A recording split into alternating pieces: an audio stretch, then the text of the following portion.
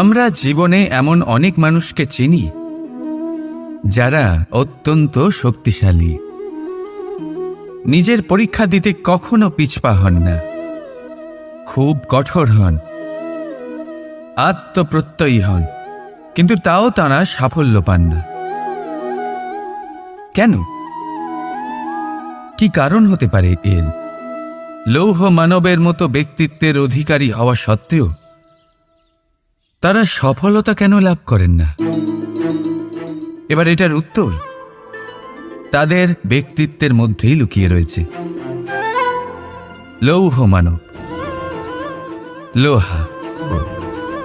আপনি কখনো লোহাকে দেখে থাকবেন, অত্যন্ত শক্তিশালী, অত্যন্ত কঠিন, কিন্তু শুধু তখনই যখন সেটা শান্ত থাকে, শীতল থাকে। তাকে উত্তপ্ত করুন, তা আর কঠিন থাকবে না। তার উপরে এক আঘাত করুন আর তার আকৃতি বদলে যাবে। ঠিক বুঝলেন? যদি আপনিও জীবনে নিজের শক্তি দিয়ে, নিজের নিরন্তর প্রচেষ্টা দিয়ে বড় কিছু করতে চান, তাহলে সর্বপ্রথম একে শান্ত করে রাখুন, একে শীতল করে রাখুন। জীবনে যা পেয়েছেন তাতেই সন্তুষ্টি পেতে শিখুন। এই ক্রোধের তাপে নিজেকে বদলাবেন না। চিনতে শিখুন সেই চিন্তাগুলো যা ক্রোধ বাড়িয়ে দেয়, আর সেইগুলোকে শেষ করে দিন, নয়তো সেই রাগ আপনার পতন অবশ্যই ঘটাবে। রাধা রাধা। কর্ম কর্ম সর্বদাই শান্ত মনে করুন। ভিতের সেই ইটের মতো করুন যে শান্তভাবে 7 হাত গভীরে অবস্থান করে। সবার চোখ যায় শিখরের সেই পতাকার দিকে, কিন্তু শিখরে থাকা সেই পতাকা প্রতীক হলো ভিতের মধ্যে থাকা সেই ইটের শক্তির, যে শান্ত মনে নিজের কাজ করে গেছে। তাই এইভাবেই নিজের কর্ম করুন শান্ত মনে, সন্তোষ ভাব নিয়ে। কলরব যা করার তা আপনার সাফল্যকে করতে দিন, কারণ যখন সাফল্যের এই জয় জয়কার চারিদিকে ছড়িয়ে পড়ে, তখন কর্মের এই মৌনতা আরও শক্তিশালী হয়ে ওঠে। তাহলে আসুন আমার সাথে ভালোবেসে বলুন, রাধা রাধা। শক্তি এক অত্যন্ত বিচিত্র বস্তু, বা বলতে পারেন অনুভূতি। পিতা সবসময় চান যেন তিনি তার শক্তি পুত্রকে সঁপে দিতে পারেন, যাতে সে শক্তিশালী হয়, যাতে তার মঙ্গল হয়। তার পুত্র সবসময় চায় যাতে সে পিতার সেই শক্তি লাভ করে, কিন্তু সেই শক্তি লাভ করার জন্য পুত্র হওয়া যথেষ্ট নয়, যোগ্য পাত্র হতে হয়। আসুন আপনাকে সহজে বোঝাই। যদি আপনি সুপাত্র হন আর আপনাকে শক্তি দেওয়া হয়, তাহলে আপনি সেই শক্তির গুরুত্ব বুঝবেন, কোথায় সেই শক্তি প্রয়োগ করা উচিত সেটা বুঝবেন। আর এটা যেহেতু অর্জন করা শক্তি হবে, সেই শক্তির অপব্যবহার হবে না। কিন্তু যদি এই আপনি কুপাত্র হন আর যদি আপনাকে এই শক্তি দেওয়া হয়, তাহলে কি হবে? দেখতে গেলে এই শক্তি আপনি দান হিসেবে পেয়েছেন, তাই না আপনি এই শক্তির গুরুত্ব বুঝবেন, আর না এর প্রয়োগ আপনি জানবেন। তার অপব্যবহার হওয়া সুনিশ্চিত। তাই যদি আপনি কোনো শক্তি অর্জন করতে চান, তাহলে আগে তার যোগ্য হয়ে উঠুন। পুত্র নয়, পাত্র হয়ে উঠুন। আর আমার সাথে ভালোবেসে বলুন, রাধা রাধা। লক্ষ্যে পৌঁছানো অত্যন্ত কঠিন হয়। কেউ ভাবেন যে কেন এত কঠিন হয়, কেন এত কষ্ট করতে হয় লক্ষ্যে পৌঁছানোর জন্য? এই লক্ষ্য সরলভাবে কেন আমার কাছে চলে আসে না? চলুন আপনাকে একটা কথা বলি। যদি আপনার লক্ষ্য কঠিন না হয়, তাহলে তাকে পাওয়া আপনার পক্ষে অসম্ভব হয়ে উঠবে। লক্ষ্যে পৌঁছানোর এই রাস্তায় আপনি যে কড়া রোদের সম্মুখীন হন, যার থেকে আপনি দূরে পালাতে চান, সেই রোদ আপনাকে প্রেরণা যোগায় যে আপনি এগোতে থাকুন। ভাবুন একজন যাত্রী যে কিনা নিজের লক্ষ্যের দিকে যাচ্ছেন, সেই পথে উনি যদি একটু ছায়া পেয়ে যান আর উনি ওখানে বিশ্রাম নেন, তাহলে তার সাথে তার ভাগ্য গভীর নিদ্রায় সেখানে বিলীন হয়ে যায়। তাই পরিশ্রমের কড়া রোদের থেকে কখনো দূরে পালাবেন না। জীবনে শুধু সামনে এগোতে থাকুন দৃঢ়তার সাথে। আর লক্ষ্য সরল হোক, কঠিন হোক বা অত্যাধিক কঠিন হোক, একটা কথা মনে রাখবেন, যে জীবনের লক্ষ্যে পৌঁছতে পেরেছে সেই লক্ষ্য প্রাপ্তির জন্য আফসোস কখনোই করে না। রাধা রাধা। মানুষ বলেন প্রেমে অনেক শক্তি আছে, আর এটা সত্যিও বটে। প্রেমে এতটাই শক্তি থাকে যে শত্রুতার বড় বড় স্তম্ভকেও এত সহজে ফেলে দিতে পারে। কিন্তু আপনি দেখে থাকবেন, যারা অধিক শক্তিশালী হন তারা দুই ধার সম্পন্ন তরোয়ালের মতো হন। কারণ এই প্রেম যদি আচরণে থাকে, মনে থাকে, বিচার বুদ্ধিতে থাকে, তাহলে তা শুভ হয়। এই প্রেম সৃজন করে। কিন্তু প্রেম যদি ব্যবসার অঙ্গ হয়, যদি এই প্রেমের ব্যবহার নিজের স্বার্থ, নিজের অহংকারের জন্য করা হয়, তাহলে তা সংসারের বিনাশ ঘটাতে পারে। রাধা প্রেমের ব্যবহার করেছে শাম্বের কারণে, আর শাম্ব সেই প্রেমের ব্যবহার করেছে নিজের অহংকার, নিজের স্বার্থ সিদ্ধির জন্য। শেষ পর্যন্ত ক্ষতি শাম্বের হলো না, হলো প্রেমের। তাই মনের মধ্যে প্রেম ভাব অবশ্যই রাখুন, নিজের আচরণেও প্রেম ভাব বজায় রাখুন, কিন্তু সতর্কও থাকবেন আপনার এই প্রেম একে নিয়ে কেউ ব্যবসা না করে ফেলেন। আসুন আর এই ভালোবাসার সাথেই বলুন রাধা রাধা। আমরা মনে করি অন্যের উপকার করা, কারোর ভালো করা, কাউকে সাহায্য করা, সেবা করা, দান করা, সুখে দুঃখে কারোর সাথে থাকা, এ হলো আমাদের জীবনের সবথেকে বড় কর্তব্য। এটাই আসল কর্তব্য। কিন্তু এটা কি সত্যি? না। কর্তব্যের জন্য অনেক সময় মানুষকে অনেক যন্ত্রণা ভোগ করতে হয়। এমন কিছু কর্তব্য থাকে যা পালনের জন্য মানুষকে এমন কিছু পথ দিয়ে যেতে হয় যেখানে কাঁটা আছে, দুঃখ আছে, যন্ত্রণা আছে, বিপদ আছে। সেটা পার করে তবে ও নিজের কর্তব্যকে পূর্ণ করতে পারে। অন্যের উপকার, ভালো কাজ করা, কাউকে সাহায্য করা, দান করা, সেবা করা, সুখে দুঃখে সঙ্গ দেওয়া, এটা কর্তব্য নয়, এটা হলো আনন্দ। কারণ এতে আপনারই জীবন আরো সুখময় হবে, আপনি আরো সুখ পাবেন, আপনার স্বাস্থ্য আরো ভালো হবে, আপনি জীবনে আরো ভালো ভালো মানুষ পাবেন। আর সব থেকে বেশি যদি এ কিছু বাড়িয়ে তোলে, তাহলে তা হলো প্রেম। তাহলে একে কর্তব্য মনে করবেন না। এ হলো শুধুই সেই পথ যাতে অগ্রসর হয়ে আপনি নিজের জীবন অত্যন্ত সুখময় করে তুলতে পারবেন। তাহলে আপনি এটাই করুন, আর আমার সাথে ভালোবেসে বলুন রাধা রাধা। কখনো কখনো আমরা কোনো কাজ আরম্ভ করার বিষয়ে ভাবি, তারপর আরো ভাবি, তারপর আরো ভাবি, আর ভাবতেই থাকি। দেখুন, এটা কোনো অন্যায় নয় যে আমরা কোনো কাজ আরম্ভ করার পূর্বে তার বিষয়ে ভাবনা চিন্তা করছি, সেটা বোঝার চেষ্টা করছি, ঠিক আছে। কিন্তু সম্পূর্ণ সময় এই চিন্তায় ব্যর্থ করা উচিত নয়। যদি আপনি বেশি সময় লাগিয়ে ফেলেন, তাহলে সময় আপনার ওপর অবশ্যই রুষ্ট হবে। আর কেনই বা হবে না?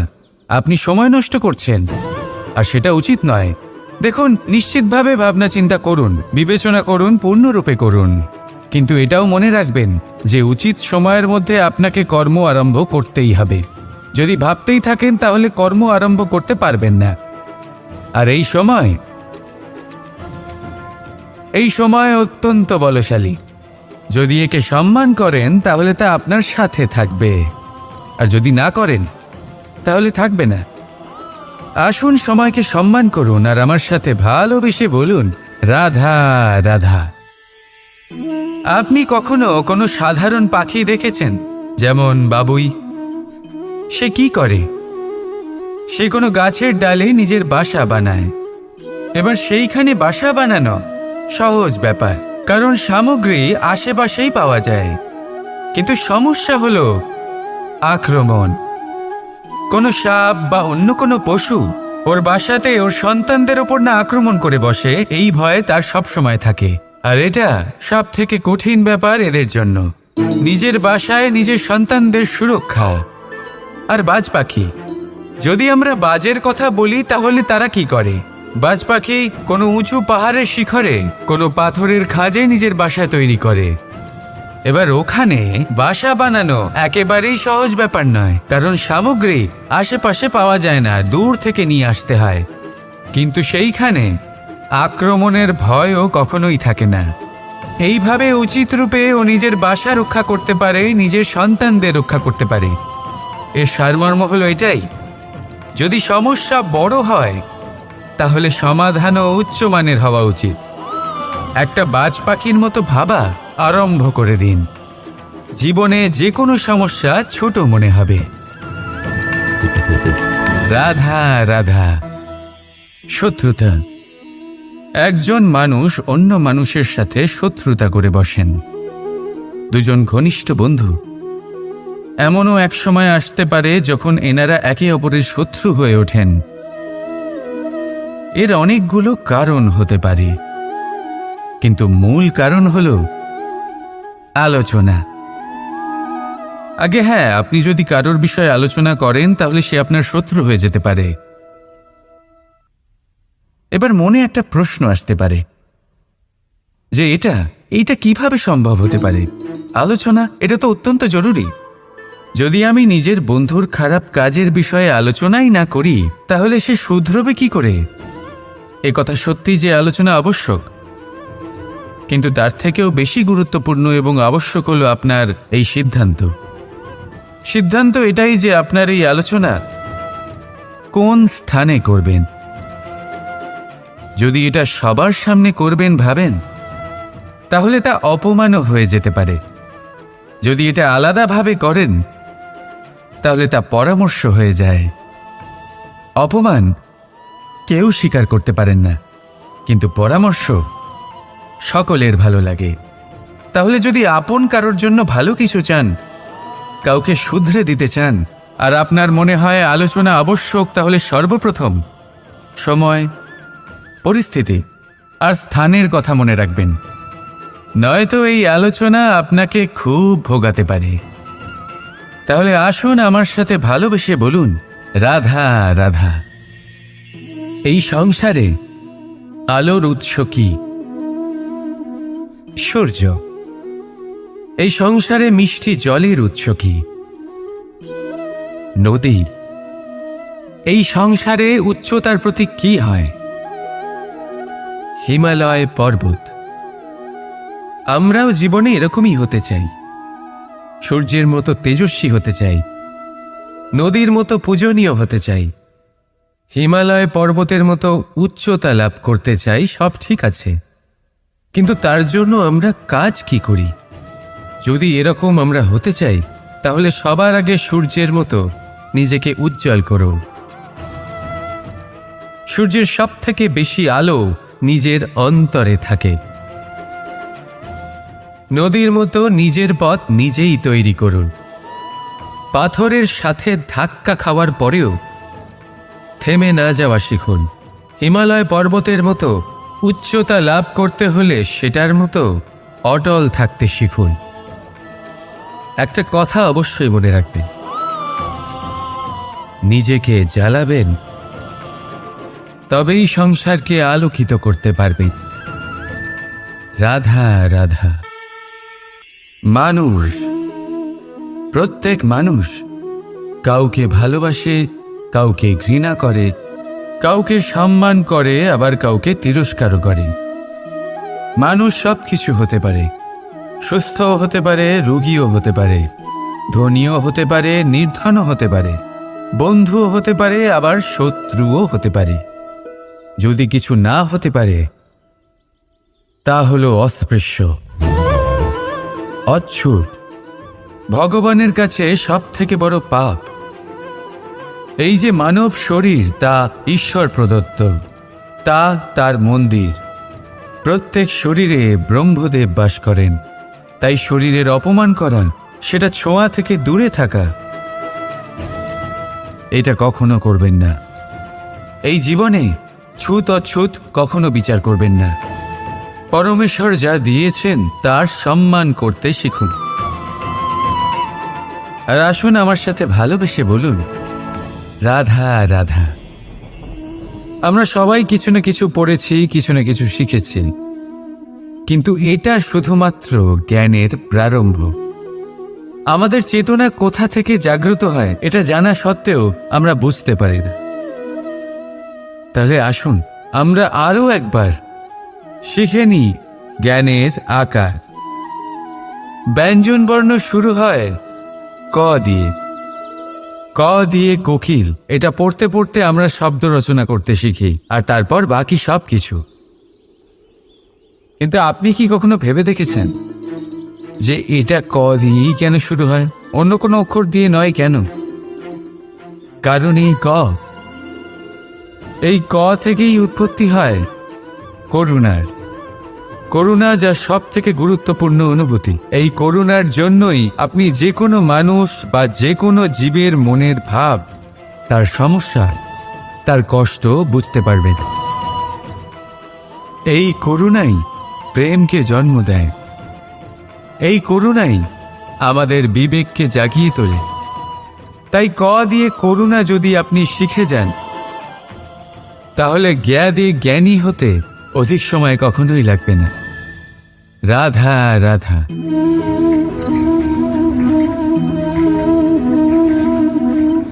এই কলসিটা দেখছেন আপনারা, এতে জল রাখা হয়। জল যাতে শুদ্ধ থাকে, শীতল থাকে। জল যা তৃষ্ণা মেটায়। কিন্তু ভাবুন, যদি এই কলসির মাটি ঠিক না হয়, যদি একে ঠিক মতন মাখা না হয়, আকার দিয়ে একে ঠিক করে আগুনে যদি পোড়ানো না হয়, তাহলে কি হবে?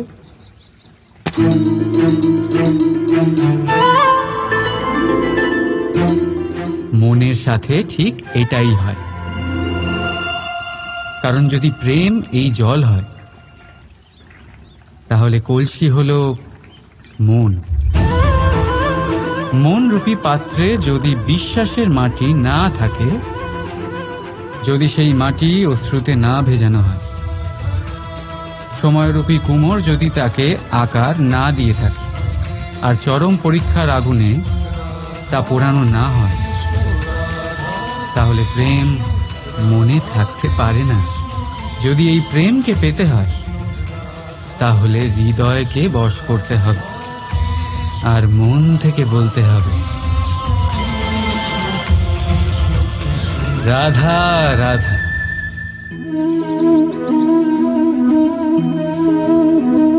আমার চারিপাশে এই গাছপালা, এই লতা পাতা, এই পুষ্প দেখছেন আপনারা? সত্যি সুন্দর না? কারণ এইগুলি আপনারা স্বচক্ষে দেখেছেন। ঠিক এইভাবেই যখন প্রেমের কথা ওঠে, লোকে কারোর একটা মুখ স্মরণ করে নেয়। সেই নেত্র, সেই হাসি, চেরা ভুরু, ঘন কেশ। কিন্তু সত্যি এটাই কি প্রেমের অস্তিত্ব? না, এইগুলো সেই শরীরের অস্তিত্ব যা আমাদের চোখ দেখেছে, আর আমরা মন থেকে মেনেও নিয়েছি। কিন্তু প্রেম, প্রেম ভিন্ন। প্রেম সেই বায়ুর মতন যা আমরা স্বচক্ষে কেউ দেখতে পাই না, কিন্তু সেটাই আমাদের জীবন দেয়। সংসার কোন স্ত্রীকে কুৎসিত বলতেই পারে, কারণ তারা তাকে দেহ চক্ষু দিয়ে দেখেছে। অথচ সন্তান সেই মাকেই সংসারের সব থেকে সুন্দর বলে ভাবে, কারণ সে মনের চক্ষু দিয়ে দেখে। দেহ চক্ষু দিয়ে কোনো কিছু দেখলে তা তুমি এমনিও চিনতে পারবে না, ঠিক যেমন রাধা আমাকে চিনতে পারবে। তাই যদি প্রেমকে সঠিক বুঝতে চাও, তাহলে মনের চোখ খোলো আর প্রেমের সাথে বলো, রাধা রাধা।